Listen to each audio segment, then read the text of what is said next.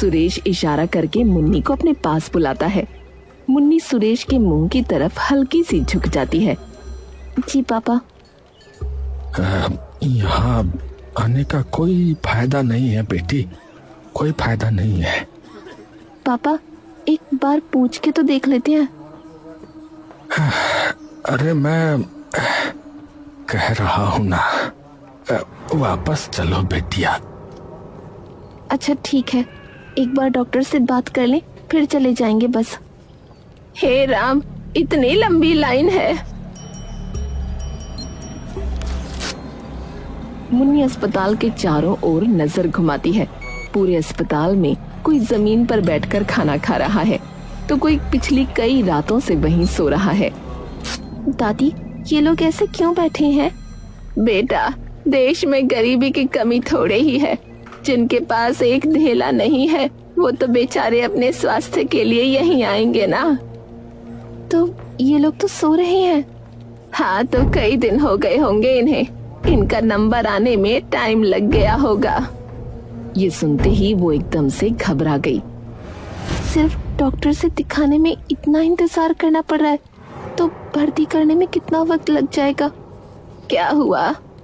मुन्नी एकदम से अपने ख्यालों से बाहर आई। अब नहीं, कुछ नहीं। सुबह से शाम हो गई लेकिन मुन्नी और तारा भूखे प्यासे अभी भी वहीं खड़े थे। काफी देर बाद राह देखने के जब उनका नंबर आया तभी उनके सामने एक आदमी आया जिसकी गोद में उसका 5-6 साल का बेटा था।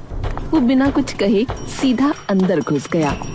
अरे ये क्या बदतमीजी है, हमारा नंबर था। तभी गेट पे खड़ा चौकीदार उन पर हंसने लगा। अरे बेटा, नंबर चाहे किसी का हो उससे कोई फर्क नहीं पड़ता। ये जो गया है ना, ये इस अस्पताल के सीएमओ का भतीजा है। तो उसे क्या जरूरत पड़ी है तुम्हारी तरह लाइन में खड़े रहने की? है पर ये तो गलत बात है ना। अब भाई गलत है सही है वो तो मुझे नहीं पता बेटा है। मुन्नी परेशान होकर अपनी दादी की तरफ देखती है। अब क्या ही कर सकते हैं बेटे। कुछ देर इंतजार करने के बाद आखिरकार मुन्नी और तारा का नंबर जब आया तभी उनके सामने चौकीदार खड़ा हुआ। अरे अब चलो, अब कल देखेंगे डॉक्टर साहब। 5 बज गए हैं, उनके जाने का वक्त हो गया है, चलो। अरे पर ये क्या बात हुई, हम सुबह से लाइन में खड़े हैं। अरे तो मैं क्या करूं, उन्हें यहीं रोक लूं क्या? 5 बजे जाते हैं वो। अरे मुझे बस अपने पापा का इलाज करवाना है। अच्छा, भर्ती कराने आए हो क्या? हैं? भूल जाओ भूल। हाँ, अगले महीने तक तो नंबर आने का कोई मौका ही नहीं है। सारे बेड बुक पड़े हैं, सब फुल है। इन्हें देख रही हो, ये जो जमीन पर लेटे हुए हैं, ये पिछले जो है ना 2 हफ्तों से यहीं पर है। अब बोलो।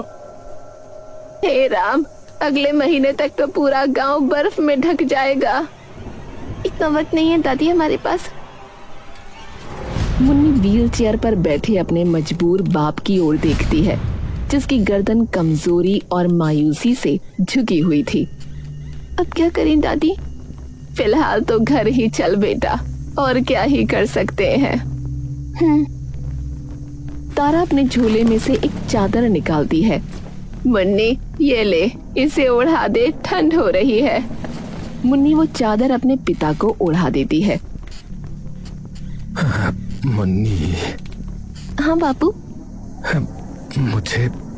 मुझे तुझसे कुछ बात करनी है बेटी।